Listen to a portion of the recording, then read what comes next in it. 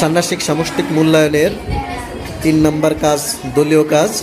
শিক্ষার্থীরা দলে ভাগ হয়ে ব্যানার, ফেস্টুন, প্লাকার্ড, সাইনবোর্ড, বিজ্ঞাপন, আমন্ত্রণপত্র কিভাবে লেখা যায় সেগুলো আগে দলে আলোচনা করে তারা পয়েন্ট আকারে লিখছে।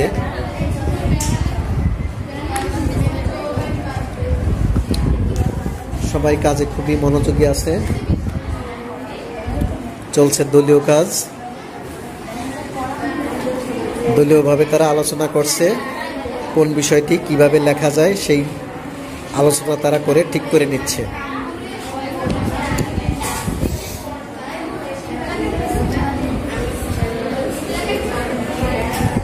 তোমরা কাজ করতেছো, কি লিখতেছো? ব্যানার প্রথম না? ব্যানার করতে হলে কি কি লাগে? ব্যানারের কি কি লেখা থাকে? আয়তকার হবে না, তারপরে আর কি ব্যবহার করতে হবে? আচ্ছা লেখো, ধন্যবাদ।